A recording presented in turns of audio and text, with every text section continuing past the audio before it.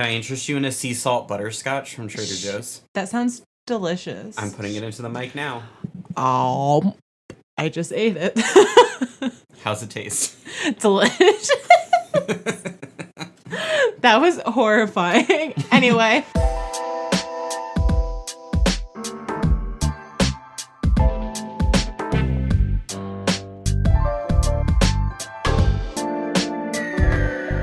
Hi, welcome to Author's Note. Don't listen. My name is Cass. And my name is Teese. Teese. Cass, how are you? I'm good. Your head is freshly shaved. You're looking bright. You're looking decadent. You're looking incredible. Bald baby. That's my favorite bald-headed bitch. That's me. You don't have a haircut, so I don't have a haircut. It's okay. My hair has been progressively fading more and more. Goodbye, silver. Good. I gotta just go and get some toner and dye and freshen that baby up. I believe in you. You can do it. I've done it before. I've bleached my own hair before. That's pretty impressive. It's really funny. Every time I would go and get my hair done, I'm like, listen, I don't care if it falls off. And then my hair started falling out with tea, and I was like, it's time to get off that train. I don't blame you. I love hair. Luscious locks. I don't blame you. You gotta have them. You gotta have them. Teese, have you been watching anything fun, engaging with anything fresh, sipping from the divine waters of media this week that you would like to share? Sure. I finished watching Odd Taxi this week, actually. What is? Odd Taxi is a anime. It is a 13-episode boy, so it's sweet and short. And it is half bank heist, half murder mystery anime. And the best part about it is that all the characters are animals. And it focuses on a walrus named Orokawa. And he is a taxi driver. And he is a suspect in the murder of an 18-year-old girl. And Mr. Walrus, and it expands to the people who are involved in the murder, people surrounding the murder, and then his doctor, the nurse, and a few Yakuza members. And the payoff of this anime was so freaking good. Like, I had a feeling, I was like, ooh, I think I'm gonna see this twist. And I did see it. However, there's a whole other one that I did not see at all. And I was like, whoa! So if you are into anime that's A, about more adult themes, B, you're willing to see funny little animal anime, and C, you just want like kind of a really slow rolling, well-paced, pieced together heist situation, highly recommend. I think it's probably one of the better anime I've watched in the past few years, truth be told, especially newer ones. I really, really liked it. So big recommend on that one. But Cass, what about you? What have you been watching, consuming, eating? I'm bringing something a little unconventional today. Okay. Which is that, for one reason or another, my comfort of the week has been watching aesthetic iPad unboxing videos. I love that for you. I love to watch these people who like do bullet journaling, get and open up iPads. They make these beautiful videos that with all these like warm pastel tones, and it's just very soothing. I like to like hear somebody pull back some plastic, try out their new accessories. That is what I've been sort of putting on in the background while I've been working this week. Because I've been working on a whole bunch of different stuff that's really disparate from each other. And so it's kind of hard to stay focused on any one thing right now. And sometimes the ADHD is just showing. She comes out and she's like, would you like to have a really difficult week? And I'm like, not really. And she's like, well, Christmas came early and here's my gift to you. Been there, feel that. That's all I've really been watching this week. I pick a little something here, I pick a little something there. You got some old 10-minute power hours, you got some miraculous ladybug. I love video game console cleaning videos as well. Oh, yes. So tasty. And there's also this person I've been watching lately who felts little kitties. I'll link. That reminds me that I need to clean my PS4 because, oh boy, she's screaming. Ooh. I turn on Final Fantasy 14 and she goes, she's a tired old lady. All right. Teese, Cass. I don't know anything about Homestuck. Oh, no. I don't know anything about Homestuck. Let me at least do my introduction. Hello and welcome everybody to my haStuck episode. So I just want to get this out of the way. There's not that much to talk about when it comes to the history of the series, but maybe there's some fun cultural nuggets in here, I guess. I mean, this is a podcast about fandom experience, and boy howdy, is haStuck a fandom experience. So we're going to talk about that, but Cass just said that he doesn't know anything about Homestuck. Are you, nothing? No nuggets? Nothing you want to share with me? Okay. All right. Let me try and recall everything I know about Homestuck, and I can maybe fill up 5 minutes with this, but it's more likely going to be 1 minute. I love this. There's a character called, I always pronounced it Carecat, but it's pronounced Carcat, right? Beep, beep, meow. Yes. Yeah. All right.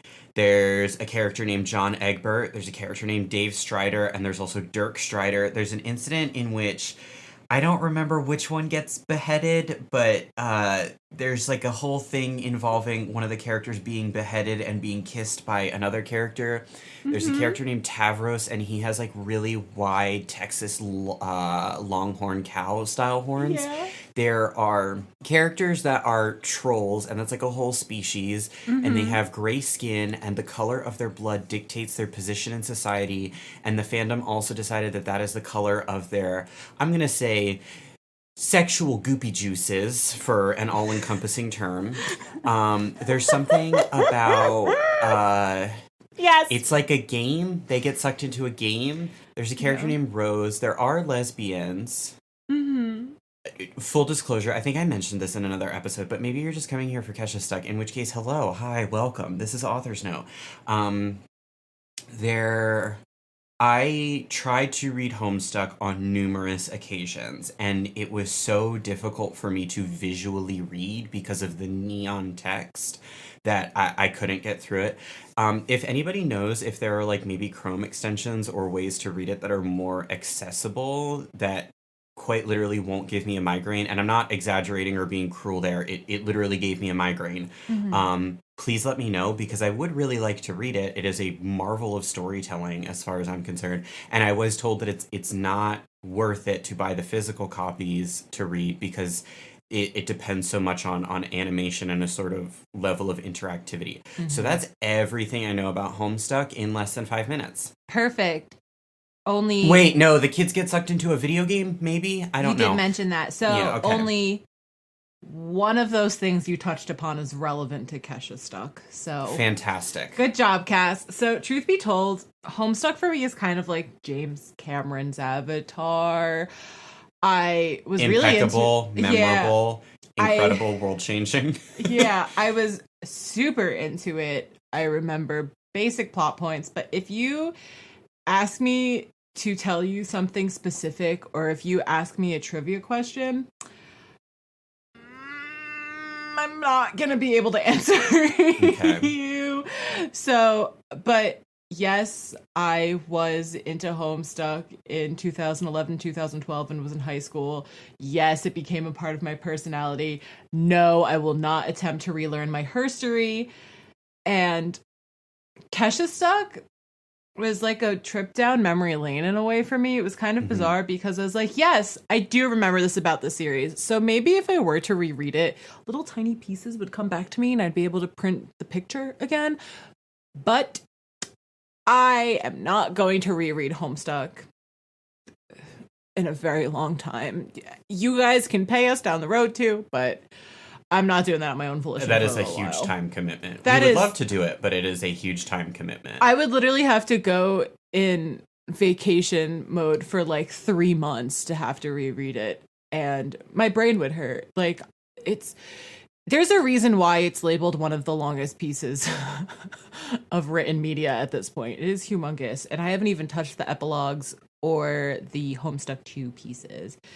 But besides all of that, at the time, in 2012, it was incredibly popular to make fan adventures for MS Paint Adventures. And MS Paint Adventures is the name of the website that Homestuck was on.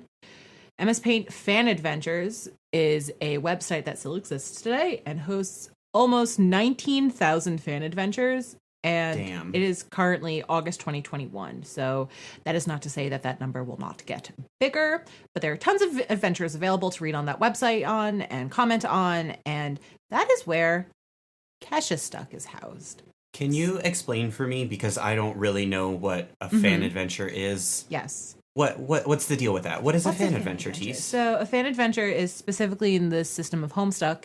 It is a webcomic, usually a quote unquote fan adventure, where it's a similar setup to Homestuck. So it's kind of read some paragraphs, press the next page button like a webcomic, but it's usually designed to be a Homestuck AU, Homestuck adjacent within the world of these situations or within these world's mechanics and stuff like that. So it's basically just a fancy site to house your AU webcomics, kind of. Okay. Which is pretty cool. I mean, back in the day, Homestuck also had like a chat client that mimicked the chat client that was in the game, and you could change your colors to be similar. There were automatic typing quirk generators that you could type a sentence into it and it would translate it to look like all the other characters' typing quirks. So there was like a lot of big interactive stuff back in the day for the series, which was really cool. And I think that was like a really big part of the fandom, which is why I think MS Paint Fan Adventure still exists, because a lot of people are still holding on to this. A lot of people still host their stuff on that site. So it's just become a part of the Homestuck experience, especially in late 2011 to about 2014-ish, to do stuff like this. So fan adventures were a pretty common thing. Ask me to name a fan adventure, the only answer I can give you is haStuck, truth be told. So haStuck was made by Tumblr user Luxio back in December 2012, and it focuses on several celebrities in a world similar to the setup of Homestuck that includes similar introduction mechanics that the characters have in Homestuck. So they'll show their names and you can type in their names in a bar like it is in the original Homestuck. You can learn things about them by having their names all in cap and vague descriptors and stuff like that, and their hobbies and interests, which was classic Homestuck introduction. And to this day, if I still see a setup like that, I'm like, Homestuck. But anyway, it includes the Sylladex inventory system, which is the inventory system of Homestuck, and there's also the Strife Specibus. I'm sorry, guys, I don't say words out loud because I haven't read Homestuck since 2014 or whenever it ended. So that's also, they keep the same weapon system, they keep the same inventory system similar to the original comic. It's very clearly a Homestuck parody. It's just with celebrities. So Cass, do you want to guess for me what celebrities are possibly in haStuck besides Kesha? I'm trying to rewind my brain to 2012. I'm going to tell you a hint. Think Tumblr pop culture 2012. Yeah, okay, so Kesha, Nicki Minaj. Yes. Maybe Lana Del Rey. Unsurprisingly, she's not there.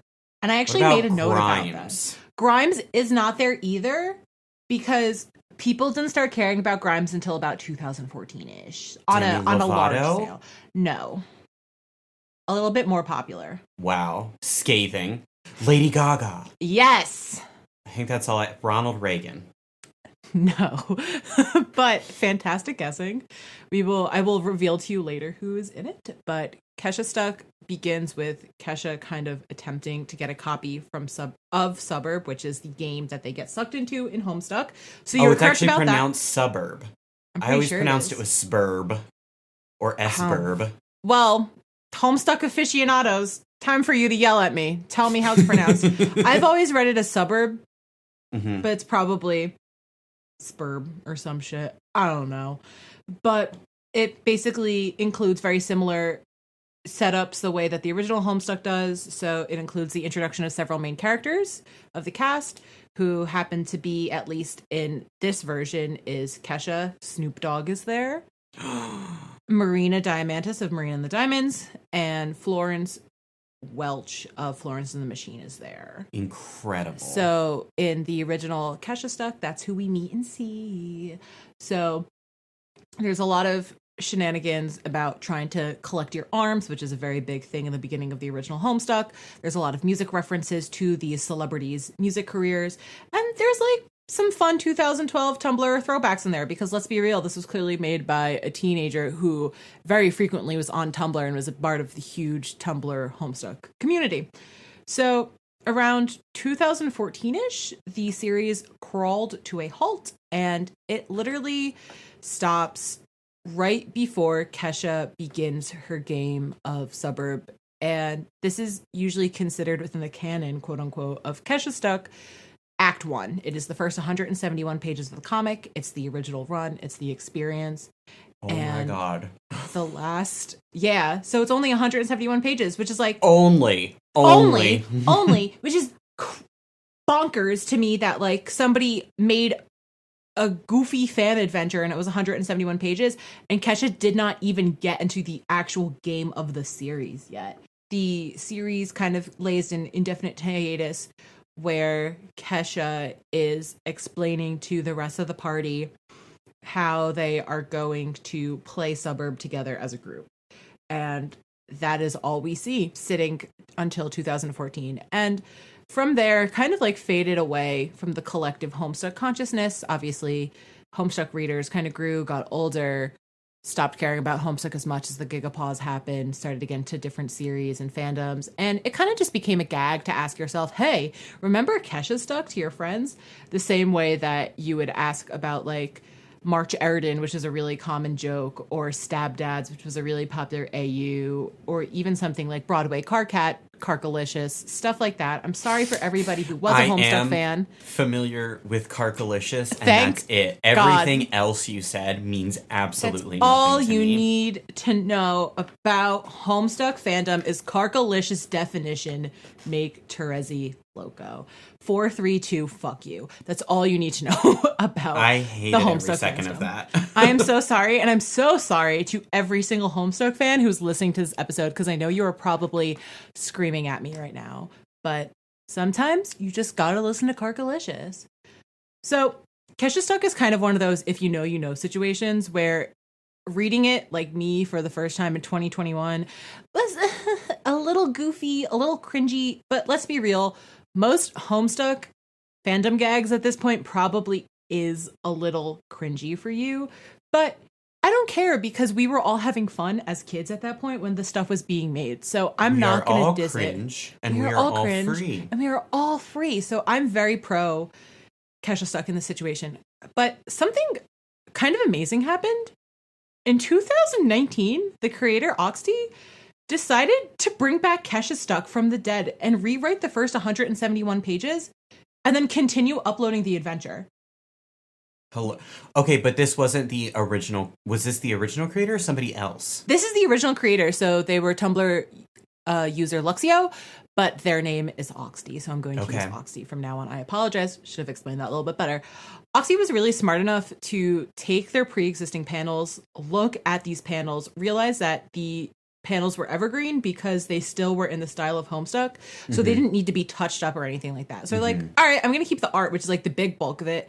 Yeah. But they gave the writing a major overhaul. The themes of the series, of course, were still there. A lot of the text was the same, but the experience overall became a little bit more polished, a little more refined, a lot less alcoholic jokes towards Kesha, which I really appreciate. And for so long, I feel like haStuck was remembered as something that people would once in a while be like, hey, remember haStuck? And clearly a ton of people remember it too, because why the hell else would Oxty want to bring this back to life? I think there's something very interesting about Kesha herself as this persona and personality, especially in this era, right? In that Kesha exploded onto the scene after she had had a small feature in one of Flo Rida's songs. She was also in The Simple Life for an episode. Good for her. Yeah. But her music came out, and there were two camps of people who were genuinely enjoying Kesha's music and people who wanted to bash her for being this sort of stereotypical pop queen. And then more and more news came out that a lot of her music was made to just have fun and cut loose and sort of parody pop music, because she is an incredibly intelligent individual. She is very verbose and well-spoken and just an absolute intellectual, and she's fully aware of everything she's putting out. But she still also gets to put out music about, you know, a salacious lifestyle and having fun and partying. And so Tumblr, I think, really adopted her as this symbol of counterculturism and really embraced her. So, you know, of course, Tumblr, which was home of haStuck in a lot of ways, the fandom at least, you know, of course they're gonna shimmy the two together. Yeah. Also, Kesha's mom is a huge haStuck fan. No, Kesha's mom's actually a songwriter. So Kesha's always kind of been indoctrinated into this experience, and she kind of looked at it and embodied it and was like, I'm gonna make the music that I love but also kind of hate at the same time. And I think that's why later on she exploded and just became so much more deep and personal within her music. I actually really like Kesha's music a lot. But anyway, back to haStuck. So the novelty of the series, I think, was mostly the absurdity of it, that it's essentially kind of just an interactive RPF, since it is about celebrities playing suburb. If you haven't checked out our RPF episode, RPF means real person fiction, go check that out. Yes, thank you, Kaz. So it's also just like the perfect soup time for it to be made in, you know. The series includes faces like Marina Diamantis, like I was saying, Florence and the Machine, Nicki Minaj, Beyonce, Jay-Z, Lady Gaga, Snoop Dogg, Dolly Parton is there. Hell 303 is there, and MIA is a bartender, which Whatever happened to 303? I feel like I recently heard that they were coming out with something. 303. I'm sure they've been behind the scenes. So at the time, all these celebrities were chart toppers and at least were popular in Tumblr circles. So I'm kind of expecting, with the spirit of haStuck, that Lana Del Rey, like you mentioned, or the Arctic Monkeys will in fact Or Cobra Starship. Or Cobra Starship will eventually show up later in the series, but they have not yet. I didn't mention this in my notes, but also I think it's important to mention that a lot of the haStuck fandom had a really fun time with doing mashups with haStuck music with popular top 40 songs at the time, or doing animatics with it and stuff like that. And it was very much a culture that there were certain songs that the haStuck kind of fandom claimed, quote unquote, as their own. So for instance, How Far We've Come by Matchbox 20, Turn Me On by David Guetta featuring Nicki Minaj was in that pile, Blue Lips by Regina Spektor, stuff like that. Music that there was kind of this additional, you know, there's like canon, there's literary canon, there's also pop culture canon that goes along with haStuck, which is really fascinating. And in itself, it's one of those things that you can get these jokes, but you'll get more jokes if you know these things. So it was a combination of both the source material of the comic as well as the fan aspects of the comic that really combined to make haStuck a super rich experience, which I think is really fucking cool if you think about it. Now that we're like talking about this stuff, it's kind of like, we realize that this is genuinely a fun piece of media that was just like silly enough, but also charming enough that we couldn't like help but check it out as members of the haStuck fan community back in the day. So now we have this secondary series that started up in 2019 called Remember haStuck Reloaded, the Re-Up. And when you go on the MS Paint Fan Adventures website and the homepage for haStuck, we have this new version of the series that actually greets us. And it first starts off with an author log, which is basically an author's note for the series. And then it rolls into a quote from Antigone, and then it begins the whole entire experience. So, Kaz, would you like to read the author log that Oxy wrote for us, please? Nearly 8 years ago, haStuck was born at a bus stop. December 2012 happened, and an infamous fan venture slowly rambled on as a scorned, bronze-bearing adventure before losing steam, recognized as some husk of a meme. In the years since then, the laggard's been re-immortalized through an idiomatic incantation. Remember haStuck? Some of us aren't allowed to forget. 1 year ago, August 2019, we reawakened some concepts, re-invoked some divinity, and re-embarked on a journey. We'll call that Remember haStuck Reloaded. Happy anniversary to that. But that recent revival maintained untrained origination, a celebrated setup of scenes imperfectly conveyed with the lilt of youthful inexperience. Recent inspiration set me to the task of more expertly translating the antediluvian chronicle of this ode.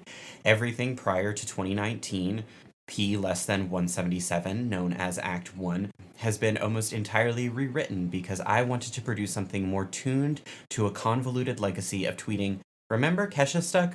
while wistfully, "When will my husband come home from the war?" posing at the window. This radical retcon brings us to Remember haStuck, Reloaded, the re-up. The gist is effectively identical and the panels remain unaltered, but it's a soft reset on world and character building with more meritable writing and cogent content. If you've read that half of the adventure prior to August 23rd, 2020, why don't you go ahead and start the journey over to experience the transfiguration? How's that for nonlinear storytelling? Remember haStuck, Reloaded, the re-up? With reconstructing internet heritage out of the way, we will soon back to the progression of the narrative. XOXO, Gossip Oxty, image of Oxty with a book with Kesha's symbol and a little lamp. Where we currently see haStuck is pretty much the equivalent to Act 1 and about a little bit of Act 2 of Homestuck with just popular celebrities. So that means it includes Kesha getting a copy of Suburb from Snoop Dogg, introducing the rest of her party to it. It includes the introduction of her party mates and Kesha herself entering Suburb and reaching her medium. And her medium is essentially a planet where she continues to play the game. And of course, her medium is called Land of Whiskey and Glitter. In order to reach her medium, Kesha Enter is the Flash experience for her, and she plays a round of Rainbow Road from Mario Kart in a Gold Trans Am, which references her song Gold Trans Am. So, as a parody of Homestuck, it's not that bad. It's kind of funny, you know? It's for something that was totally just like a goof 'em up thing. I enjoyed it. You know, I feel like while doing this podcast, I'm kind of like, there's no bad fan media. I mean, You want to dial that one back a little bit? Rewind, Teese. I think in earnest, if people genuinely want to have fun and do something from a good-natured perspective, you know, I think it's not intrinsically bad. That's what I'll say, you know? So the memification of the series itself, I feel like, is a little unwarranted because of that. And from the material, it's, like I said, I don't think it's necessarily bad, but I think the concept of the self is why it got memified, because it's like, Homestuck, Kesha, how goofy can you get? But we forget how much we as fans, I'm saying the royal we as in Homestuck fans, genuinely loved it at the time that it was being made. If you look up haStuck now on YouTube or Tumblr, there's still like a super active fandom. People roleplay Vocaloid characters as the trolls in the haStuck universe, which I think is super fun.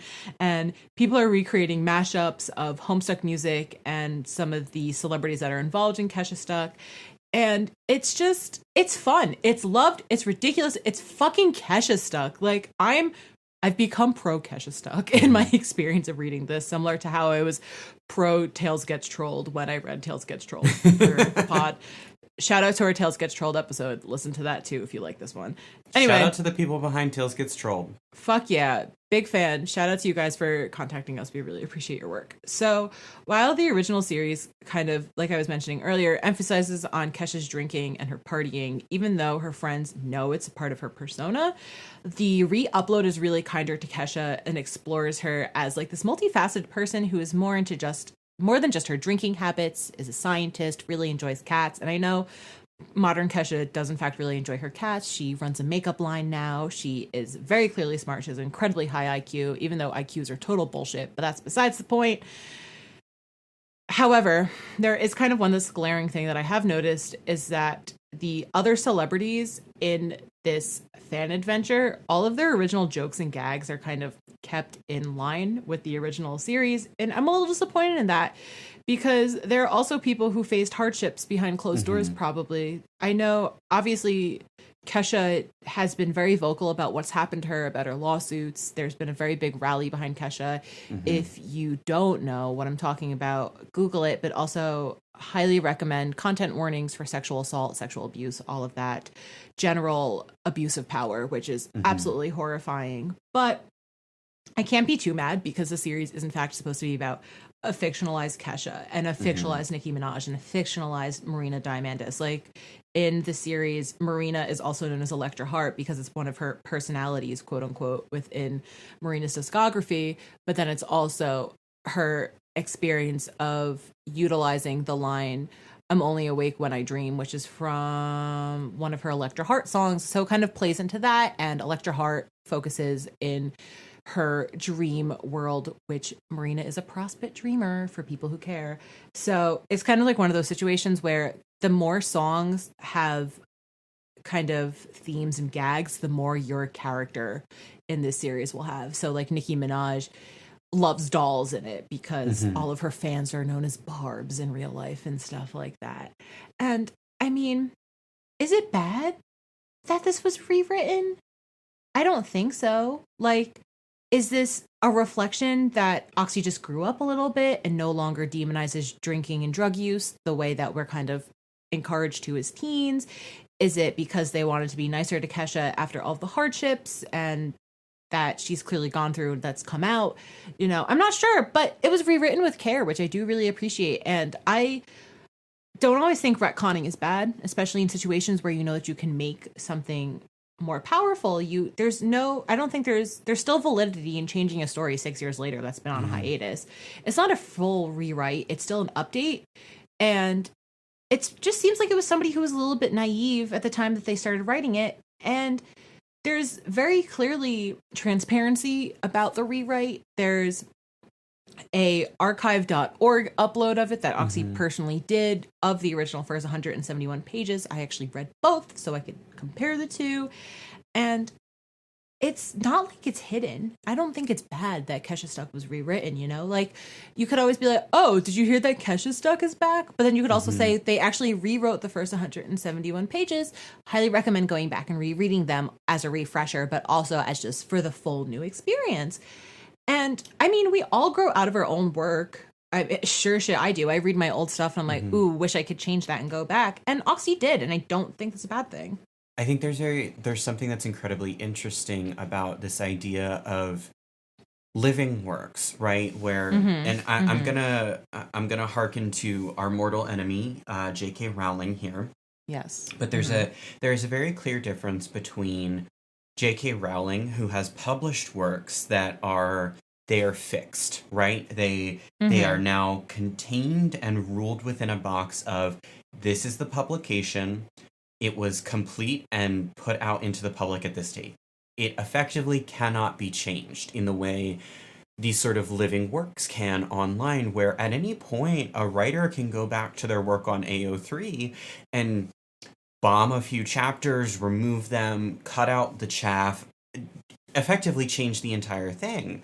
And I think it's just an interesting question of the way in which media evolves and changes. And, you know, director's cuts versus theatrical releases, all this sort of stuff of the way media itself sometimes exists in a very fixed, indelible way, and in other ways can be altered ad nauseum forever and ever, and will continue to change and adapt. And I think that's part of the reason we are so transfixed with creation on the internet is because those things can just live and change forever and grow as the people who are creating them grow. See, nobody was asking for them to release the revised cut. I mean, it was a personal choice made by the creator. And I feel like it's kind of just like how a lot of people feel who make their own webcomics. They're like, damn, I wish I could go back and redo my original pages. I've improved so much. And yeah, you've improved so much, but those old pages are there and show your improvement because you haven't gone back and changed your stuff, you know? So I just feel like this is a really fun open conversation episode. I mean, listeners, do you have opinions on this? Do you think it's okay that people will just go back and essentially rewrite their stuff? Do you think that that's like a weird accountability thing? Do you think transparency comes into play? The more I think about it, the more fascinated I am about the logistics of it. But also, like, I don't blame Oxty at all for rewriting these pages. So I think if I were to do something like this total goof, you know, this goof of it all, I think I would probably rewrite that stuff too, because if it's been 6 years, I want it to be more coherent. It's not like it's been a consistent 6 years. It was literally 2012 to 2014, and then all of a sudden it was 2019, and haStuck was updating again.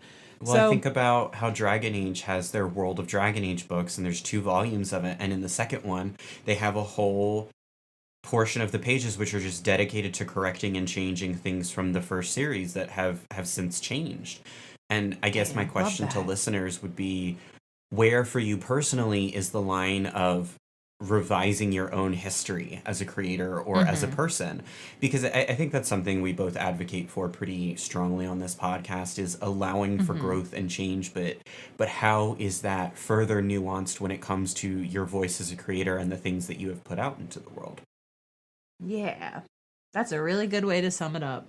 Let's waddle on over to the comment section here. We just got 2 little things today.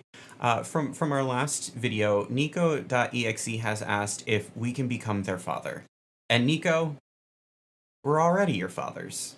Welcome. Congratulations on your 2 new dads. We'll see you for a holiday dinner. You let us know what holiday though. You know, we're down for anything. I'll take you trick-or-treating if you want to. I'll dress up with you and everything. Heathen. Pagan.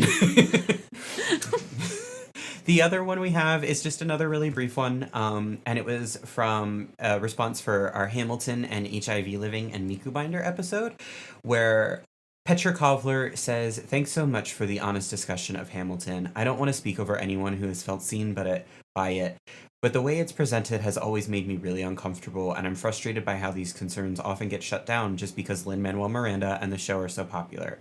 I hope in the future more of its fans will be open to critiquing it like this." And this seems like a pretty open and shut comment, but I wanted to bring it because I think it's important that we make room for ourselves and for other people to go through spaces of loving things and still being able to critique them. And I think something that I'm personally frustrated a little bit by, just that I've been seeing a lot in my own forays through social media, is people making judgments about others without context. And I mean that in the sense of, like, I both have friends who have been guilty of doing this and friends who have unfortunately been like the victim of cancel crusades because somebody zooms in on a portion of the background of one of their photos and notices a book there, right? And it's a book that might not even be that contentious, but people have opinions about it, and so they immediately derive opinions of other people based on it. And so I know we're quite harsh in our Hamilton episode, but I still have a lot of respect and understanding for people who do really enjoy Hamilton and do enjoy Lin-Manuel Miranda, because I get it. I like things that are problematic. Teese likes things that are problematic. If you spend your entire life in search of, you know, Puritan, cozy, comforting media with no flaws, first of all, you'll never find it. You won't. And second of all, I think you really limit yourself in both experiencing the human experience, but also in understanding it, because life is incredibly messy and other people come from different places, and all of media creation by humans is just an attempt to understand and reason and have conversations with ourselves. So that was our comment section today. Did a great job. Thanks.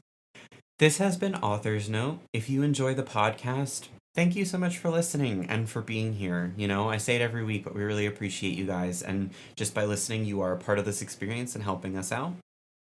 If you want to help out a little further, maybe leave us a review on iTunes. That helps more people find the show.